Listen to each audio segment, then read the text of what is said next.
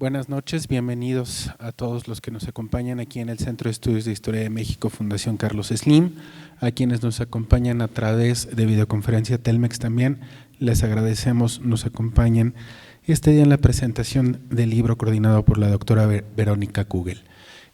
A nombre del doctor Manuel Ramos, que no sé si esté conectado en línea, les damos la bienvenida y mientras llega la doctora Carmen Yuste, que ya viene para acá, voy a permitirme leer el currículum de la doctora Verónica Kugel, quien coordinó esta interesantísima obra. Verónica Kugel es doctora en estudios latinoamericanos por la Universidad de Toulouse, maestra en antropología social e historia por la Universidad de París, estudiosa de temáticas de historia virreinal y contemporáneas del Valle del Mezquital Hidalgo, específicamente en torno a la religiosidad popular, la huella de las mujeres en los archivos, la lengua y la cultura ñañú, otomí y la migración. Es miembro activo de gremios académicos universitarios especializados en poblaciones otopames, miembro fundador de Munsahemi, Centro de Documentación y Asesoría ñañú, Centro de Investigación, Biblioteca Especializada y Editorial en Ixmiquilpan, Hidalgo. Fue rectora fundadora de la Universidad Intercultural del Estado de Hidalgo de 2002 a 2018 y de 2018 a 2022 fue subsecretaria de Patrimonio y Fomento Cultural de la Secretaría de Cultura del Estado de Hidalgo hasta diciembre de 2025. Fue presidenta de la Asociación Mexicana de Archivos y Bibliotecas Privados, ACE.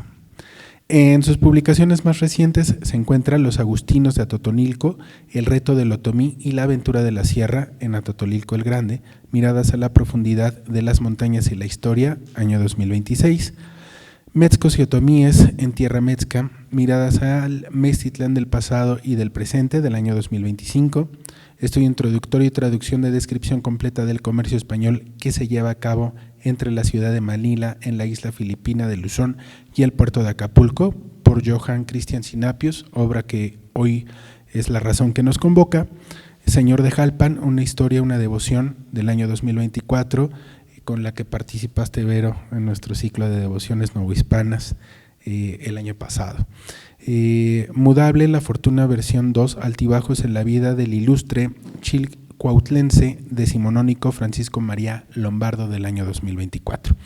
Bien, Vero, pues platícanos un poquito acerca de este libro, por favor, todo lo que hiciste para tenerlo en nuestras manos el día de hoy. Muchas gracias a todos.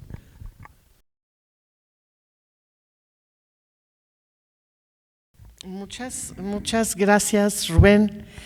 Muchas gracias al Centro de Estudios de Historia de México de la Fundación Carlos Slim por acogernos hoy aquí con esta novedad editorial. Muchas gracias al doctor Manuel Ramos, que recibió este libro con entusiasmo.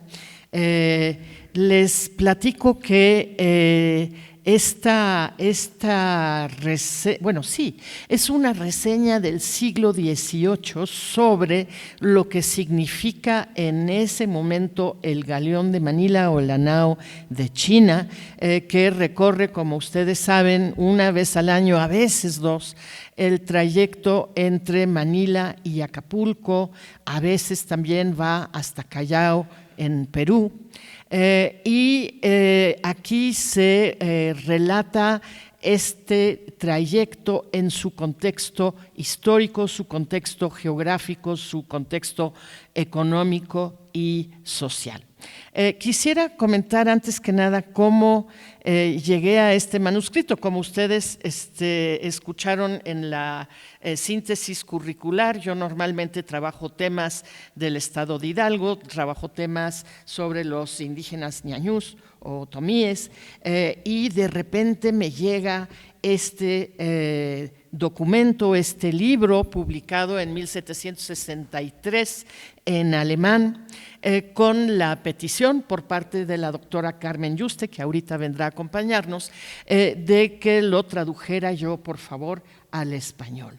Ella había descubierto este libro, ella es especialista de toda la vida del comercio entre Filipinas y la Nueva España, había descubierto este libro que solo existe en 6 ejemplares en todo el mundo. Fíjense, hoy en día eso es lo que hay de este libro, más los que acabamos de publicar, ¿verdad?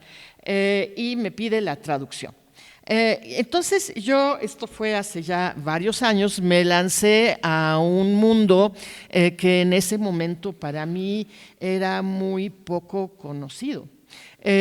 Yo descubrí a través de este libro no solo buena parte del contexto en el que se da la importancia del Galeón de Manila, sino también todo lo que ahí se dice sobre no se preocupe. Vamos a esperar que suba aquí la doctora Carmen Yuste porque hay que escalar, ¿verdad? Súper escalar. Buenas tardes. Muy buenas tardes, véngase a sentar. Voy a seguir comentando un poquito. Justamente acababa yo de decir que usted, doctora Yuste, fue la que me acercó este libro del siglo XVIII para que lo tradujera yo y para que usted pudiera integrarlo a sus trabajos sobre el comercio entre Filipinas y la Nueva España en la época colonial. Entonces descubrí al leer este libro realmente toda una serie de cosas muy gozosas. Debo decir que es un libro, el de Johann Christian Sinapius, de lectura muy fluida, de lectura muy, yo diría incluso con cierto picor, ¿verdad? Porque comenta sobre los políticos de su tiempo, comenta sobre los poderosos en la economía de su tiempo, lo pone en el contexto previo de Magallanes, es decir, realmente en muy pocas páginas da un panorama para que cualquier persona que no sepa de la Nao de China se dé cuenta de lo que eso significa, en qué contexto histórico surgió, y lo plantea él diciendo que en ese momento que están en una situación de guerra Inglaterra y España, pues va a ser muy importante que el público en general entienda lo que significa la Nao de China, porque seguramente que España será atacada una y otra vez en el contexto de esa guerra, en uno de los puntos, digamos, que económicamente más le pudieran doler, que es el de la Nao de China. Ahora, ¿cómo llega Sinapius a hablar de la Nao de China? ¿Cómo llega un joven? En ese momento tenía 22 años, es el primer libro que escribe. ¿Cómo llega a hablar de algo que no ha vivido, que no vio y que de hecho en su vida no va a ver, porque él no va a abandonar Europa? Sabemos que Sinapius era hijo de un pastor, es decir, era de una familia muy culta, había recibido una educación de buen nivel y lo habían mandado a viajar, ¿verdad? Viajar nos educa y aumenta, ¿verdad?, nuestra cultura. Entonces a él lo mandaron, entre otras cosas, a Inglaterra. En Inglaterra conoce a un gran personaje que se llama Lord Anson. Lord Anson fue el que 20 años antes de conocer a Sinapius había atacado y había logrado dominar una nao que se llamaba la Covadonga, y era realmente un personaje célebre de su momento. Yo pienso, lo intuyo, porque pues eso no lo dice explícitamente Sinapius, pero yo intuyo que la impresión que le causó ese personaje histórico fue una de sus motivaciones para estudiar el tema de la nao y para escribir este libro sobre la nao. Después de eso, Sinapius escribe otras cosas. Fue una persona a la que le gustó mucho la escritura y que buscó publicar diversas cosas, pero casi todos sus libros posteriores son apoyos técnicos para comerciantes, modelos de letras de cambio, distintas informaciones útiles para los comerciantes de toda Europa en varios idiomas. Publicó en alemán, en francés, en inglés. Este es su libro, digamos, más de cultura general y su mirada, digamos, sobre el mundo del gran comercio de su tiempo. Pero Lord Anson no llega a ver el libro, fallece creo justo antes de que se publicara, y Perdón, y Sinapius pues regresa al centro de Europa. Él era originario de un lugar que hoy está en Polonia, que se llama Silesia, y va a estar el resto de su vida en Hamburgo, ciudad hanseática, y en su tierra de origen, Silesia, desde donde pues va a seguir tratando, uno, de escribir, y dos, de tener algún éxito como comerciante. Se dedica al comercio no solo en la teoría de sus libros, sino también en la práctica. Entonces, este es pues realmente el libro más delicioso y desde luego el libro interesante para nosotros desde México que escribió Sinapius. Un comentario breve sobre su apellido y después le pasaré el micrófono a la doctora Juste. En las familias cultas de su época, por lo menos en las regiones de habla alemana, se acostumbraba latinizar los apellidos porque sonaba más abolengo, digamos. En las familias burguesas de buen nivel cultural eso se acostumbraba mucho. Incluso hoy hay personas que tienen apellidos que suenan a latín y que en realidad son eso, una latinización. El apellido que da origen a Sinapius es Senf, que significa mostaza, convertido en latín en Sinapius, y ese apellido lo debe haber portado su papá, lo debe haber portado su hermano. Bueno, su hermano sabemos que lo portó porque también fue escritor, y hoy en día encontramos, si revisamos por ejemplo algún directorio telefónico, encontramos tanto Sinapius como Senf. Para ubicar un poquito la familia del personaje y lo que le dio, digamos, el nivel cultural que le permitió hablar de estas cosas. Bueno, pues yo quisiera pasarle el micrófono a la doctora Juste, a quien pues agradezco tener conocimiento de este maravilloso documento. Y por ahí está Rubén, por favor, para leer la semblanza de la doctora como introducción. Doctora, bienvenida, mucho gusto en verla nuevamente aquí en el Centro de Estudios. Voy a leer algunas líneas del currículum de la doctora Carmen Juste, quien es doctora en Historia Contemporánea por la Facultad de Ciencias Sociales y de la Comunicación Euskal Herriko, una universidad de euskera. Investigadora titular del Instituto de Investigaciones Históricas de la UNAM. Como docente ha sido profesora de la asignatura Nueva España, siglo XVIII, Historia Económica, licenciatura en Historia, Facultad de Filosofía y Letras de la UNAM, tutora del posgrado en Historia por la misma universidad, así como tutora del posgrado en Derecho también de la Universidad Nacional Autónoma de México. Entre sus publicaciones encontramos Emporios Transpacíficos, Comerciantes Mexicanos en Manila, 1710-1815, editado por el Instituto de Investigaciones Históricas de la UNAM en el año 2007, Comerciantes Mexicanos en el siglo XVIII, editado por la misma casa en 1991, y El comercio de la Nueva España con Filipinas, 1590-1785, editado por el Instituto Nacional de Antropología e Historia en 1984. En los libros que ha coordinado están Nueva España, Puerta Americana al Pacífico Asiático, Redes imperiales, intercambios, interacciones y representación política entre Nueva España, las Antillas y Filipinas, siglos XVIII y XIX. A 500 años del hallazgo del Pacífico, la presencia novohispana en el Mar del Sur, el comercio exterior de México, 1713-1850, entre la quiebra del sistema imperial y el surgimiento de una nación. Otro es la diversidad del siglo XVIII novohispano, homenaje a Roberto Morano de los Arcos, y por último tenemos circuitos mercantiles y mercados en Latinoamérica, siglos XVIII y XIX.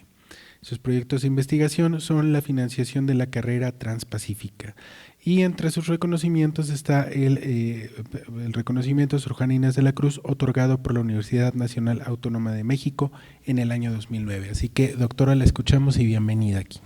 Muchas gracias. Ay, bájemelo un poquito porque soy muy chaparra. Ok, muchas gracias. ¿Me escuchan bien? Bueno, buenas tardes, doctora Krugel, buenas tardes. Mucho gusto.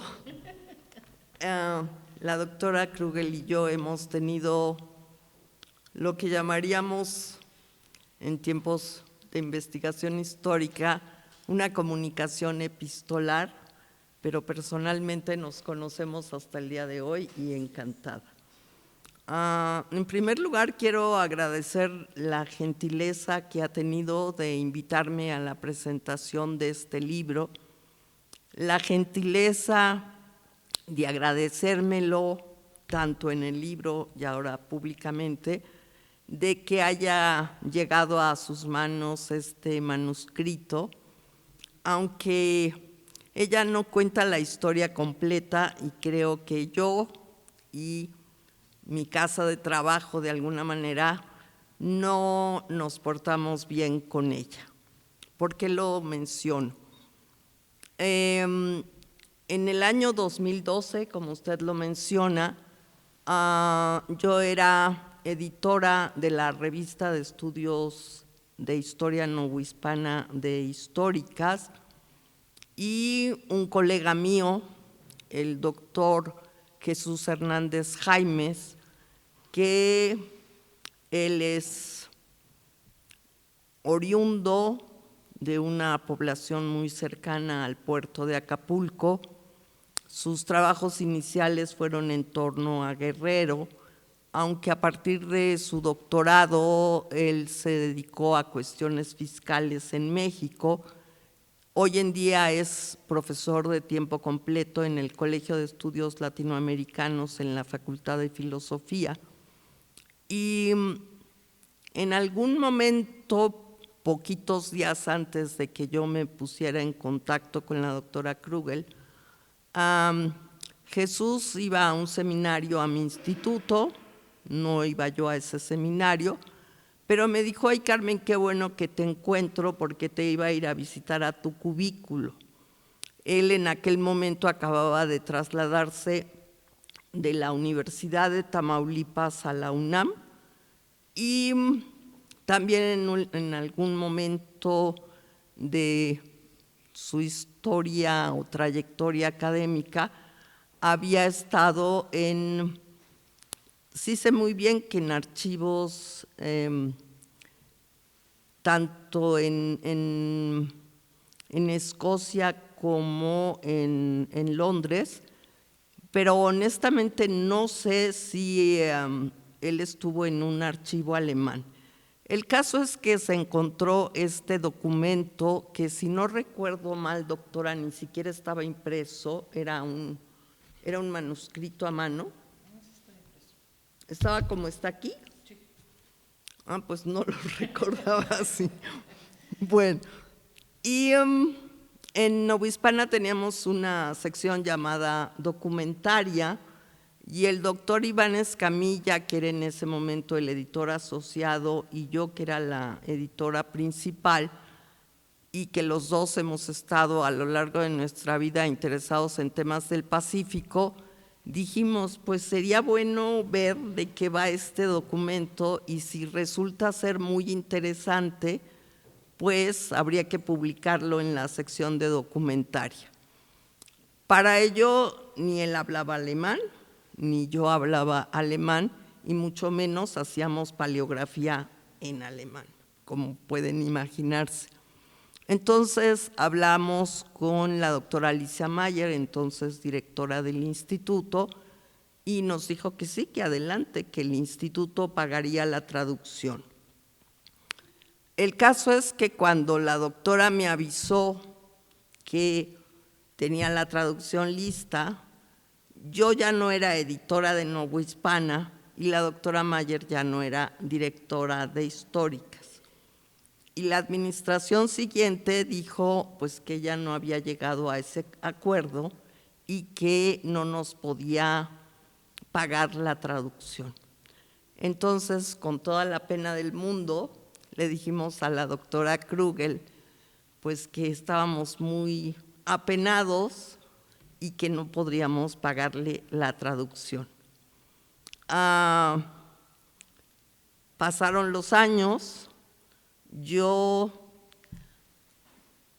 cuando vi el título, era algo que, aunque habla de la palabra comercio, era algo como que escapaba un poco a mis temáticas particulares y no presté muchísima atención.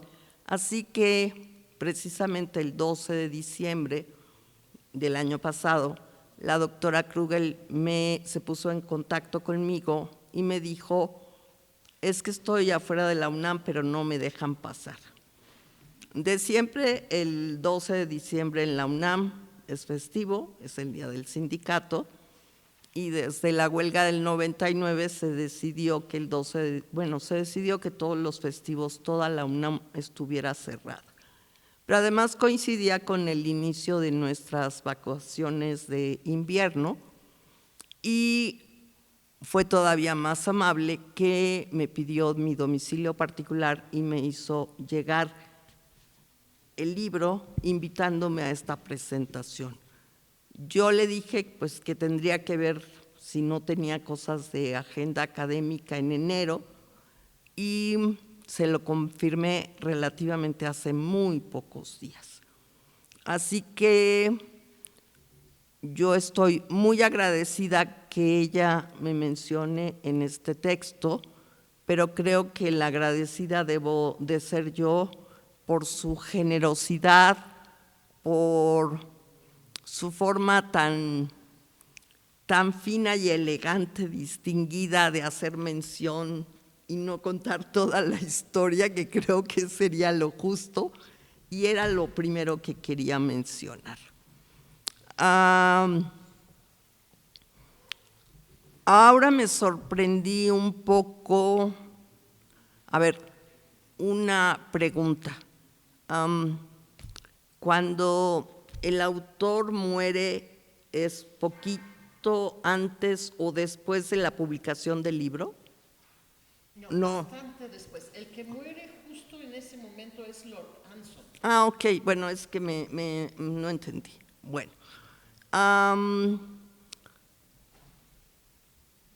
voy a ser muy sincera, visto el texto desde mi experiencia en relación con el Pacífico. Yo empecé a investigar en torno al Pacífico desde mi tesis de licenciatura siendo muy, muy joven y me volví una apasionada del Pacífico y sobre todo me empeñé, y creo que lo he logrado, en demostrar que el comercio transpacífico sí fue importante para Nueva España, que Nueva España no era un área de tránsito entre Filipinas y la península, y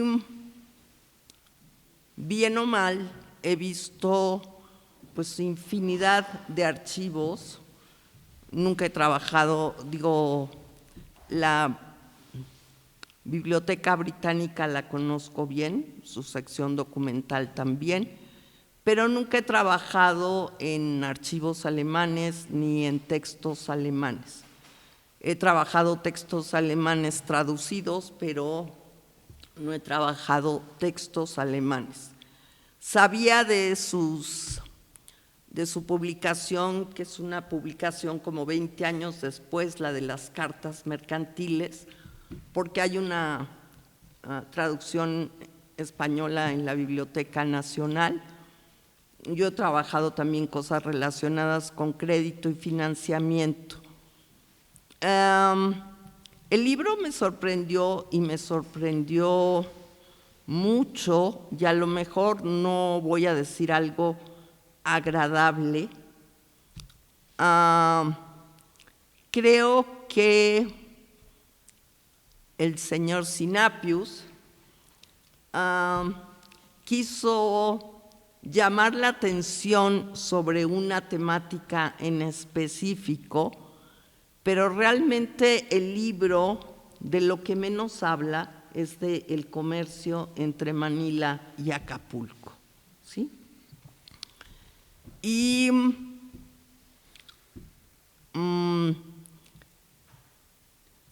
a mí me hubiera gustado que esto se planteara más como un conversatorio, pero bueno, de mis dudas tal vez usted más tarde me las pueda resolver.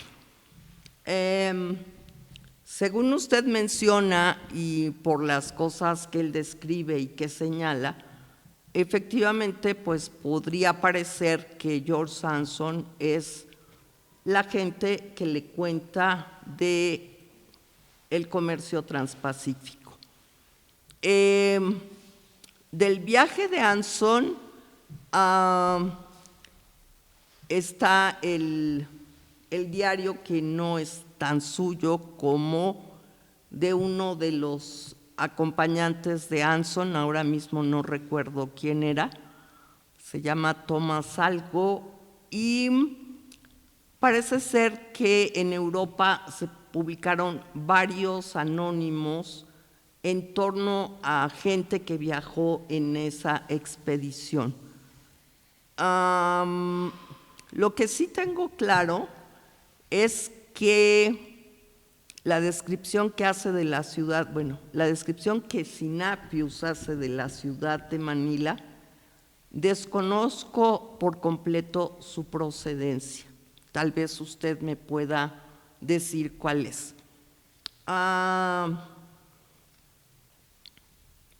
¿Qué tiene en ese sentido para mí de interesante el libro? En concreto, sobre la ciudad de Manila, Manila, aunque era un comercio restrictivo regulado por un permiso de comercio en el que solamente los vecinos de Manila españoles o hijos de españoles residentes en Manila podían participar de ese comercio, en el siglo XVIII nos vamos a encontrar que Manila es una ciudad que está más allá de la presencia de la llegada de los juncos chinos, más allá de la población de sangleyes, que hay muchos sangleyes en Manila, en efecto.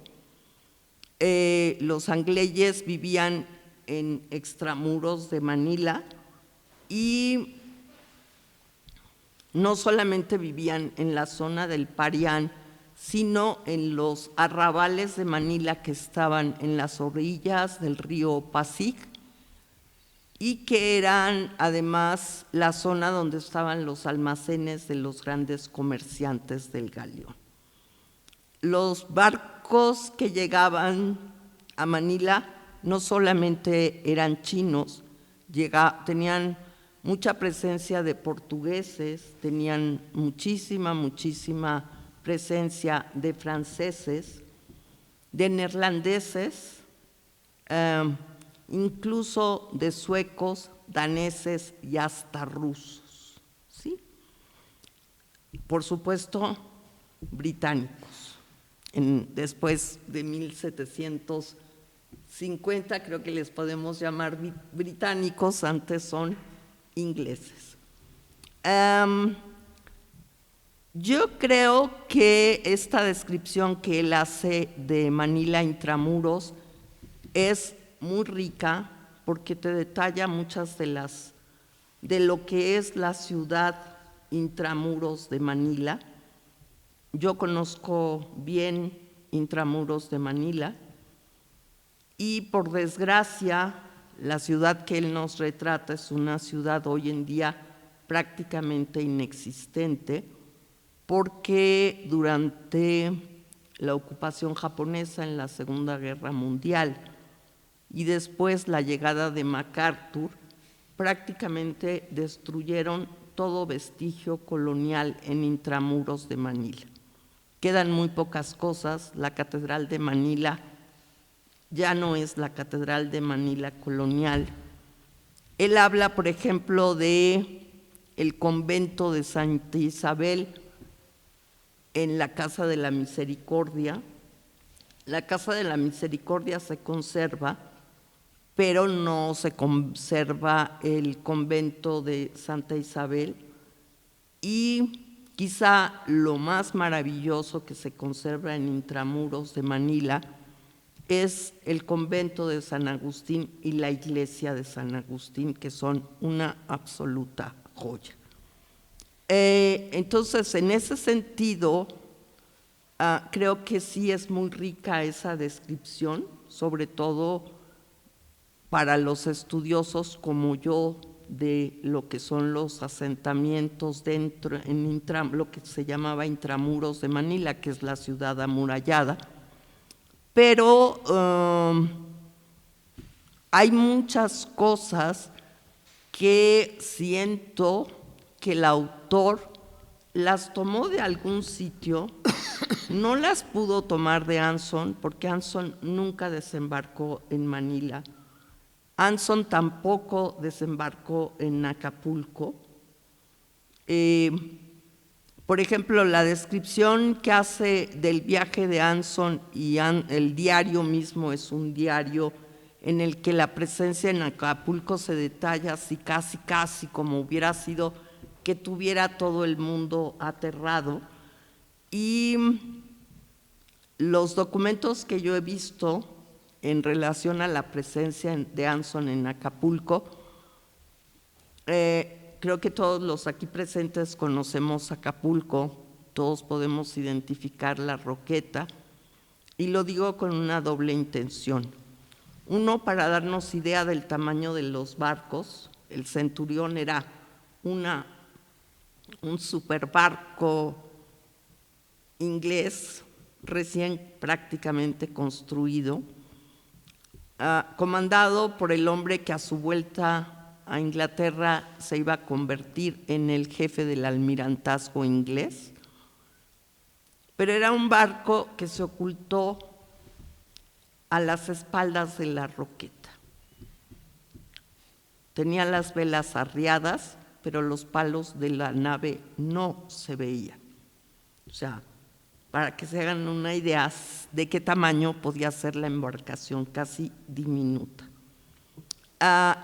El galeón efectivamente hacía amarras en unas ceibas, bueno, se amarraban la embarcación no atracaba. Otra cosa que me sorprende un poco es que él dice que inmediatamente se bajaban las mercancías.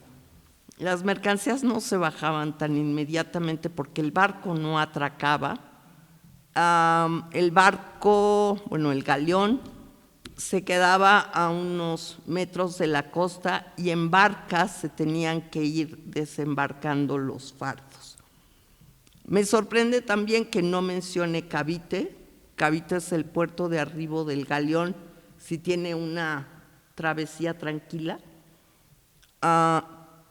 de retorno a Filipinas, y Manila sí es el puerto de entrada, el Pasig, que desemboca en la bahía de Manila, es en donde llegaban los barcos de los extranjeros y ahí se vendían sus mercancías. Yo cuando estuve en Manila, quizá lo que más me pudo sorprender, yo iba con un grupo de historiadores mexicanos y también el que encabezaba esa expedición académica era el arquitecto Jorge Loizaga.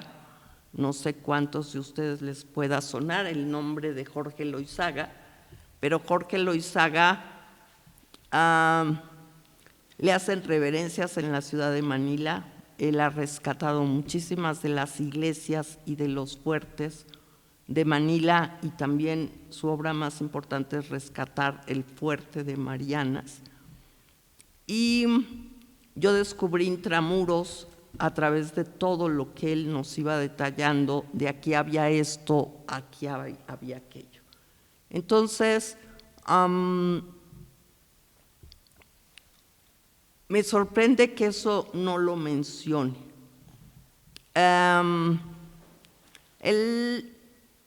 Yo, en mi comentario, así en mi impresión que tengo de la lectura, y lo digo con todo el respeto del mundo, tengo más la impresión de que Sinapius, usted lo menciona un poco, y en el texto, bueno, no lo menciona un poco, lo menciona mucho en su presentación, en su introducción. Él tiene un gran desprecio por las monarquías hispánica y portuguesa, clarísimamente. Y creo que parte de ese gran desprecio tiene su origen en la pérdida por parte de la Casa de Habsburgo, los Austrias en España, de la monarquía.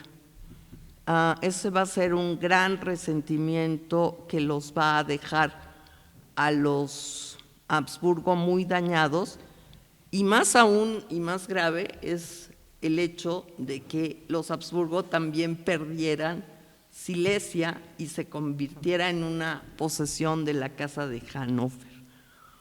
Eso creo que fue siento como que es un hombre que tiene mucho resentimiento, y yo tengo la impresión que esto tiene más la intención o sea, tiene más un motivo como de hacer difundir la condición geoestratégica que a partir de la Guerra de Sucesión van a adquirir los ingleses, tanto en el ámbito americano como en el ámbito asiático. También cuando describe Manila hay cosas que me sorprenden un poco. A veces habla de que hay muy poquitos residentes, que hay unos 10 o 20 residentes españoles, y luego habla de que Manila tiene 100,000 habitantes.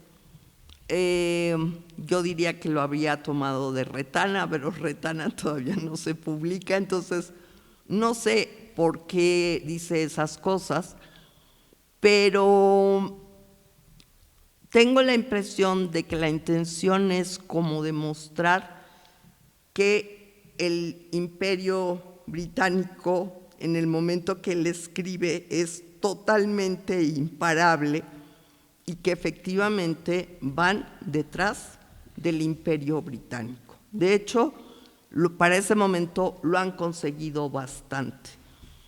La Guerra de Sucesión a la monarquía hispánica es una guerra en la que los que salieron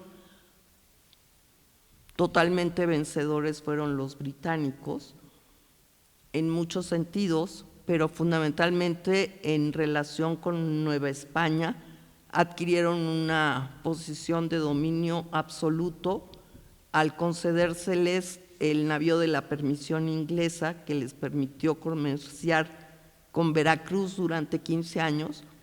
15 años que fueron tratando de retraer y de retraer y de retraer, hasta que en 1738 la corona dijo: hasta aquí llegaste. Y en 1738 surge poquito después la Guerra del Asiento, que es la que da origen a la toma de la Consolación. Anson no asalta Acapulco, por lo tanto la descripción de Acapulco no sé de dónde la toma, pero sí ataca la Consolación en lo que se llama el Cabo del Espíritu Santo, que es la parte sur de la isla de Luzón, que son como dos estrechos que confluyen, que son San Bernardino y el Cabo del Espíritu Santo, y en el que hay que entrar.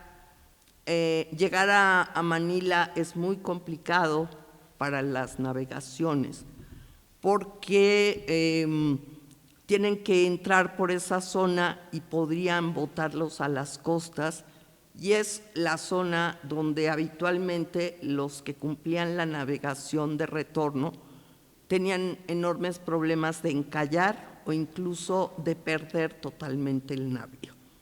Entonces, ahí es en donde él asalta la Consolación, la secuestra, pero no es el primero que secuestra un navío inglés. Ya había ocurrido en 1609 con el Santana, ya había ocurrido en 1709, entre 9 y 10, con la Encarnación, que la secuestraron en Cabo San Lucas, y William Rogers se la llevó hasta Marianas. Llegó a Marianas como llegó Anson, y las autoridades de Marianas lo recibieron llevando un navío español y siendo Marianas una posesión española. Lo recibieron con los brazos abiertos, les dieron todo lo que necesitaban, y la encarnación llegó al Támesis y lo pudo ver la reina Ana, ¿sí? Supongo que Anson quería hacer la misma proeza, nada más que el barco estaba tan dañado que se le dañó, se le deterioró y lo tuvo que vender en Cantón. En relación con lo que es propiamente la navegación, pues la verdad, como que no me aporta muchas cosas. O sea, yo diría que mi mayor interrogante es por qué le llama al texto descripción del comercio, porque de lo que menos habla es de comercio. O sea, sí nos habla de algunas de las mercancías, de cómo se embarcaban las mercancías también con muchísimos errores. Entonces yo tengo un poco, y la otra cosa que para mí es fundamental es que lo imprimen en 1762, no sé exactamente si consiguió averiguar cuándo lo haya descubierto, pero precisamente 1762 es el año en que los ingleses toman Manila durante 18 meses. Entonces, por eso yo digo, esto tenía un propósito, era muy joven, ¿sí? Se ve que era pues, muy audaz, muy osado, probablemente era una gente cercana a Anson, por lo tanto, si Anson era el del almirantazgo, pues a lo mejor escuchó por ahí que se estaba planeando la toma de Manila. Estábamos en plena guerra de los 7 años, ya había tomadas muchísimas posesiones, habría en ese momento las compañías de las Indias Orientales Europeas. España era la única que nunca creó una compañía de las Indias Orientales, pero estaba la neerlandesa, la inglesa, la francesa, la misma danesa. Él tiene mucho vínculo, como señala la doctora, con las ciudades hanseáticas, con Hamburgo. La gente de Hamburgo tenía a salto de mata el comercio con los daneses y todos ellos llegaban hacia la zona de Manila.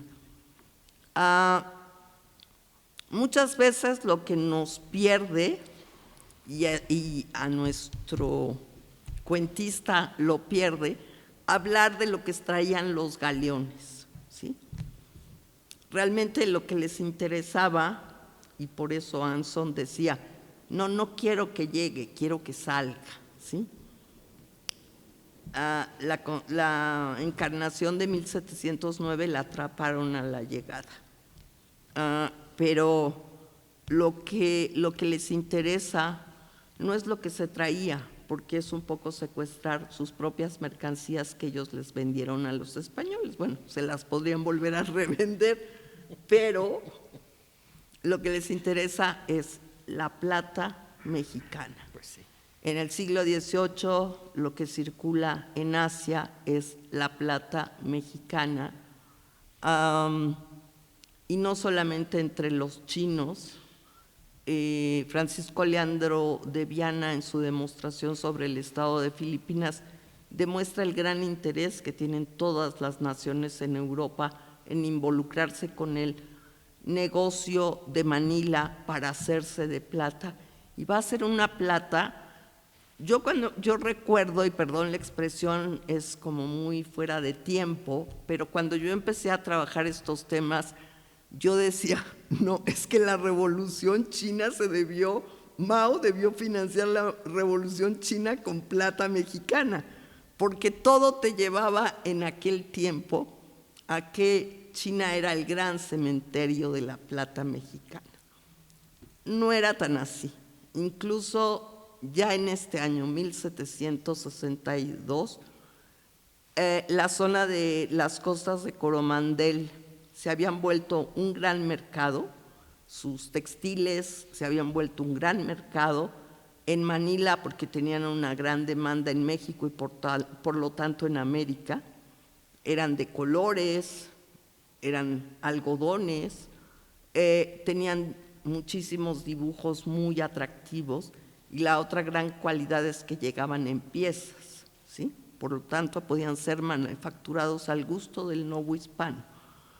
Pero lo que sí es muy cierto es que todas las potencias europeas estaban involucradas con el mercado de Manila, y su gran intención de los ingleses es dominar el mercado de Manila. Y a partir del mercado de Manila, ellos en la costa de Coromandel tenían posesiones, las tenían en Cantón, las tenían en Macao, y por lo tanto lo que les interesaba era hacerse de todo ese territorio. ¿Por qué abandonaron Manila? Honestamente no lo sé, ¿sí? ¿Por qué se la regresaron a España? No lo sé. Sé que es uno de mis temas pendientes, y en algún momento en el archivo de Indias, en la sección Estado, hay como 10 o 12 legajos muy, muy grandes que todos refieren la parte del pacto para regresar Manila de parte de los ingleses. Los ingleses saquearon todo lo que pudieron de Manila, y además hubo que pagarles para que abandonaran la ciudad, y se fueron con muchísimo dinero. Vaciaron iglesias, vaciaron conventos, vaciaron casas de grandes comerciantes, quemaron haciendas, o sea, hicieron verdaderos destrozos. Entonces, yo la lectura que le doy a este texto, más que una narración de comercio, y usted me corregirá, es que es un relato que tiene la intención de ser una especie de llamado a que hay que luchar contra la monarquía española, y hay que defender los intereses ingleses frente a la monarquía española. Muchas gracias, creo que hablé de más, pero bueno, perdón, muchas gracias. Muchas gracias. Muchas gracias. Muchas gracias, doctora, por esta cátedra sobre el comercio en el Pacífico en el siglo XVIII. Obviamente que Sinapius no sabía todo lo que usted sabe. Sí, claro. Eso es seguro. Pero creo que no hay que pedirle peras al olmo. Es decir, este joven de 22 años, que no era historiador, que viajó a Inglaterra, no sé si ustedes recuerdan a los 22 años a dónde fueron a viajar y qué libro hubieran podido escribir, ¿sí? Es decir, realmente con todo y que venía de una familia culta, con todo y que traía pues un bagaje escolar importante, realmente lo que hace él es viajar dentro de Europa. Nunca estuvo en Filipinas, nunca estuvo en la Nueva España, nunca estuvo en el Pacífico. ¿Sí? Nunca estuvo parado en una nao. Pero bueno, ningún rey de España estuvo en América, fíjense, Juan y Carlos ni del rey. siglo XX, Entonces, ningún rey español estuvo imagínense. en América. Entonces, este joven, yo pienso, por cómo lo leo, que el interés grande por este tema le nació evidentemente por el viaje a Inglaterra, que no sé cuánto tiempo estuvo ahí, pero sobre todo por haber conocido al personaje de Lord Anson, que ya era muy grande en ese momento, bueno, grande para la época, tenía a lo mejor menos años de los que tengo yo y no me siento grande, pero era un señor de más de 60 años que había había tenido aventuras increíbles. Yo siento a veces que Anson es un poco como los que Gerhardt describe en Los Piratas del Pacífico, que uno no sabe por ratos si ese señor era pirata o si era un representante de la corona inglesa o las dos cosas, ¿verdad? Ese libro, por cierto, es fascinante, el de Gerhardt, sobre los piratas del Pacífico. Y este joven Sinapius conoce a Anson, lo fascina el personaje. Yo me imagino a Anson, y con lo que usted me dice me confirma un poquito eso, si no fue el primero, etcétera, ¿no? Bueno, sí. Pero creo que Anson, 20 años después de su aventura, seguramente le gustaba presumir su aventura. Seguramente contó lo que vivió con vívidos colores, impresionó a este joven, y entonces este joven se puso a buscar documentación y escribió. Visiblemente encontró más documentación sobre Manila, no sé dónde, que sobre Acapulco, aunque es verdad que no era el mismo tamaño de ciudad la una que la otra. Manila, aparte de puerto, pues era capital. Acapulco no, Acapulco estaba dormido cuando no estaba la nao. Pero bueno, se ve que tuvo más información de lo uno que de lo otro. Hay, digamos, ese desequilibrio que uno no sabe si se debe a la diferencia entre la realidad de Acapulco y la de Manila o a la documentación de la que tenía noticias Sinapius. Por supuesto que Sinapius, si no se lo sirvió alguna lectura que hizo, no sabía de las complicaciones para desembarcar mercancía en Acapulco. Es decir, no hay que pedirle esas cosas, porque es un informe de segunda mano, si no es de tercera, porque no sabemos las fuentes, de un joven que se entusiasmó por un tema de su momento. ¿Cómo ese tema llegó a ser libro? Porque dice uno, bueno, sí, pues efectivamente, si ni estuvo, ¿quién se lo publicó, verdad? Yo supongo, tampoco lo sé, yo supongo que es una publicación de autor, véase de familia de autor. Es decir, a lo mejor su papá dijo, órale, yo te ayudo a que esto se imprima. 22 años el muchacho, 22. Fue el arranque de su ímpetu por escribir, porque se lo tuvo toda su vida, lo tuvo su hermano, en esa familia se leía, se escribía y bueno, se hizo este libro. Ahora, el tema de que Silesia estuviese directamente involucrada en este tema de la pérdida de los Habsburgo, etcétera, etcétera, efectivamente creo que puede haber levantado un interés en el público en general. Yo lo veo un poco como una divulgación ilustrada, una divulgación. Esto no estaba escrito para políticos, para que políticos tomaran decisiones o cosas así. Eso estaba escrito para el público lector de, pues no era Alemania, porque no había Alemania, pero de esta región en la que se hablaba el alemán, en un momento muy álgido en el que sucedieron cosas fuertes, en las que efectivamente España y Portugal pues no favorecían ni el comercio asiático, ni Silesia, y bueno, Inglaterra pues aparte, ¿no? Entonces sí, creo que sí hay una toma de postura desde de donde él es. Esto se publicó en Silesia, es decir, ya había regresado en 1762-63, cuando tenía 22 años. El libro ya estaba escrito y él ya no estaba en Inglaterra. Eso como Entonces, tiempo. ¿quiere decir que lo escribió antes de los 22 años o recopiló información en Inglaterra y regresó a escribirlo? Pues sí, usted y yo sabemos lo que tardan en publicarnos lo que escribimos. No, es que, mira, entonces, por eso le decía que yo quiero que sea como un conversatorio. No es que yo le quite ímpetu a un joven de 22 años, pero Anson era todo un personaje, ¿sí? Anson fue hasta su muerte lo que años después va a ser Lord Nelson, ¿sí? O sea, lo de Nelson es aún mayor, pues porque destruyó barcos de una armada franco-española, o sea, sí. Pero Anson es el comandante jefe del almirantazgo británico, y cualquiera de nosotros que haya visto en Londres el edificio del almirantazgo, entiendes muy bien lo que significaba para los ingleses el mar, la guerra, y este tipo de almirantes que en su momento estamos en periodo de guerra, vas y asaltas las costas, o tú eres capitán, pero yo, monarquía, no te puedo financiar, que te financien unos comerciantes, pero yo te doy patente de corso, ¿sí? Usted lo acaba de mencionar hace un rato.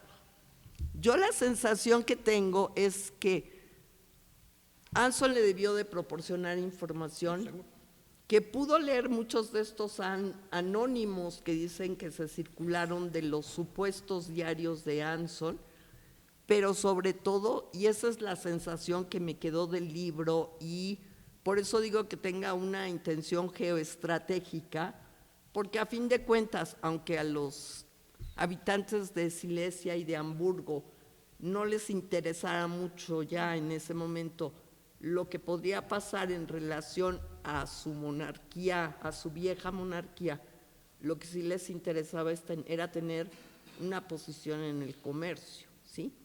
Entonces yo lo que pienso es que a lo mejor con quien sí tuvo mucho contacto y lo pudo tener más si aunque su padre fuera predicador, pero él tenía intereses en el comercio y su hermano mayor los tenía, conociera a gente que había trabajado en la Compañía de las Indias Orientales, porque una de las cosas que me sorprende muchísimo, o sea, no creo que puedas describir Manila a partir de un relato de viajes que pudiste leer, o sea, la descripción que hace de Manila te la tuvo que contar alguien que debió estar en Manila un buen rato.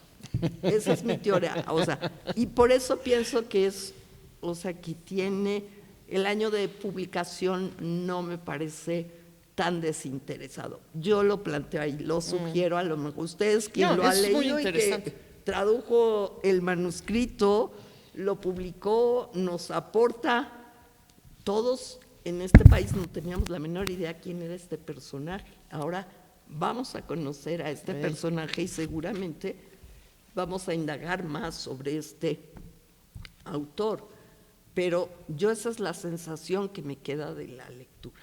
Sí, yo creo que en efecto su público y quizás quienes le ayudaron a publicar, no sé en cuántos ejemplares se tiró esto, no sé lo que eso costaba en ese momento y cómo pudiera pesar sobre una persona que pues, era de la burguesía en el sentido en el que usamos la palabra como pues eso, los comerciantes, etcétera, etcétera, en oposición a la nobleza, ¿no?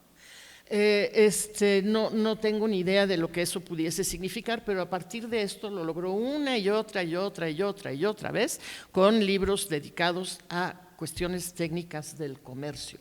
Es decir, sí aprendió el caminito de hacer libros y lo aprendió con este libro.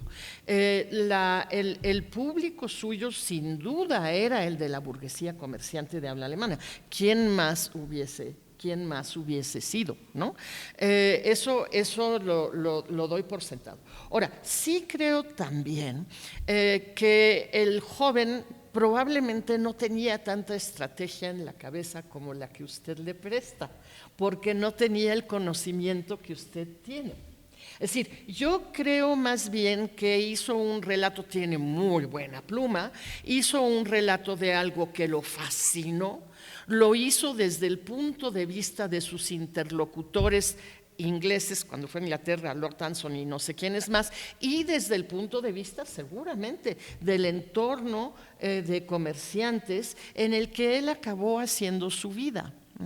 Una pregunta. Sí. ¿A cuántos años se podían hacer monarcas en las monarquías europeas de antiguo régimen? Bueno, hasta el día de hoy. ¿La edad que tenían? Pues chiquitos ponían a su mamá. Había que ser madre para poder ser regente. Pero a partir de los 18 años adquirían la mayoría de edad. En las élites, a los 22 años adquieren la mayoría de edad. Yo pensar en un jovencito viajero, yo creo que él tuvo, o sea, Carlos I de España, V de Alemania, tenía 18 años cuando se hizo cargo de la monarquía pero es otro española. Tipo de élite. Sí, a lo mejor sí. En su biografía dicen que viajó. Y después dejó de viajar, se dedicó desde Hamburgo, desde Silesia, desde otros lados, a proyectos muy concretos de comercio. Él viajó antes de establecerse como comerciante, bueno, como comerciante wannabe, ¿verdad? Porque al pobre Sinapios nunca le fue bien. Le fue bien con sus libros, no le fue bien en sus proyectos comerciales. Pero antes de empezar todos estos emprendimientos, viajó un poquito, lo dice su biografía. Entonces yo, bueno, digo jovencito, a lo mejor desde mi perspectiva, ¿verdad? Pero esa época en la que él escribió este libro es la época en la que él era joven, libre, viajero, interesado, leía y escribía. De ahí surge ese libro. Y efectivamente es muy, por ratos incluso sarcástico con los políticos de su tiempo. Creo que no solo los españoles y los portugueses. Yo sentí en ese tonito que, debo decir, me hizo por ratos hasta divertida la lectura, sentí el mismo tono con el que nosotros en una conversación podemos hablar del presidente en turno o del gobernador en turno o de un partido político o de otro, como ese sarcasmo de, pues ya me entiendes, ¿no? Son todos igual, ese tipo de cosas que luego llegamos a decir en nuestras conversaciones los no políticos sobre los políticos. De eso hay bastante aquí. No estoy segura de que tuviera esa mirada geoestratégica en ese momento. A lo mejor no estoy segura. Yo creo que efectivamente hay que verlo más como un texto que acerca a otros que tampoco estuvieron en Manila, tampoco estuvieron en una nao, tampoco estuvieron en Acapulco, acercarlos al contexto general y al contexto previo, porque empieza con Magallanes. Es decir, realmente nos está poniendo en algo que creo que la mayoría de la gente leída de su época no sabía. Y entonces les da un contexto general. Y yo lo veo así. Bueno, no nos vamos a poner de acuerdo. O sea, a lo mejor usted es muy generosa y yo soy mucho más maldosa. Y he visto muchos documentos del siglo XVIII y, por ejemplo, como usted sabe, en la guerra de sucesión a la monarquía española, bueno, además de ser una guerra nacional, una guerra internacional, fue una guerra civil. Y a mí me ha tocado ver muchísimos panfletos contra los catalanes y la necesidad de que se pierdan los fueros, escritos por gente que probablemente resultaban ser muy jóvenes. Entonces, en ese sentido, y acaba de mencionar, es que digo que para mí tener 22 años no me representa que seas muy joven. Ahora, la otra, en ese tiempo y en ciertas élites, o sea, sí es cierto que a lo mejor usted dice así como de una manera generosa y desprendida, cuando tenemos 22 años, ¿a qué tantos sitios podemos viajar? En ese tiempo, aunque no fueras de una élite, pero sí dice usted que pertenecía a una familia bien acomodada, sí, claro. Poder viajar a Inglaterra no era cualquier cosa, ¿sí? Es verdad. Entonces, eso es lo que quiero decir. Pero así como detalla también Manila, hay cosas que me sorprenden. Habla de la expedición de Magallanes, habla de que Magallanes muere en Filipinas, pero no habla de que Elcano fue el que llevó a cabo la llegada, el retorno. Claro, el que logró cerrar.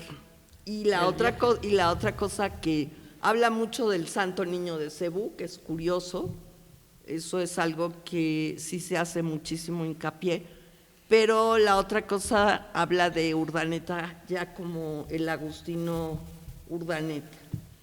Urdaneta fue el piloto mayor en el segundo viaje del Elcano hacia las costas de Asia y que hizo el viaje de circunnavegación también. Que a Urdaneta lo obligara Luis de Velasco a hacerse cargo de esa expedición como piloto principal con engaños, ¿sí? Con engaños, porque Urdaneta se entera ya zarpando de Nueva España de la Navidad, de que se va a encargar de hacer el retorno, pero me llama la atención que a Urdaneta lo pinte ya como un fraile agustino, cuando en su juventud había sido, precisamente de sus decepciones en Asia, fue que se convirtió en Agustín. Pero bueno. Es que efectivamente estamos aprendiendo muchísimo a través del conocimiento profundo que usted tiene del Pacífico en ese momento que Sinapius definitivamente no tuvo. Pero me parece muy interesante, efectivamente tiene razón, el diálogo es la forma correcta, ¿verdad?, de que nosotras presentemos este libro. Yo quisiera, no sé si para cerrar, Rubén, porque a lo mejor ya estamos un poquito sobre el tiempo. Pues yo quisiera, si le parece bien, hacer nada más 2 o 3 comentarios sobre la forma del libro, porque creo que logramos algo muy bonito, pero creo que desde Sinapius ya se logró algo muy bonito. En la portada tienen ustedes el puerto de Acapulco, se ve perfectamente la Roqueta, se ve perfectamente el fuerte de San Diego, no se ve ¿cómo se llama?, no se ve bueno, una parte aquí, porque necesitábamos un mapa de forma horizontal y en vertical es un poquito más grande. Este mapa pertenece a una colección de mapas de todos los puertos españoles en el Pacífico, que es hermosa, todos son en esa tonalidad verde, todos son muy diferentes. El de Manila es absolutamente increíble porque la geografía de Manila es mucho más compleja, pero la verdad es que esto lo publicamos en México y queríamos el puerto de Acapulco en la portada y no el de Manila, ¿verdad? La tipografía antigua es muy bonita, la decoración del impresor en diversas páginas del libro es hermosa, es decir, además de que efectivamente es una lectura grata, es una lectura sin duda criticable, también es una lectura fresca, es un libro muy, muy bonito y a mí sí me da mucho gusto que después de haberse quedado solamente 6 ejemplares del libro de Sinapius en las bibliotecas del mundo entero, ahora haya 300 más. Muchas gracias.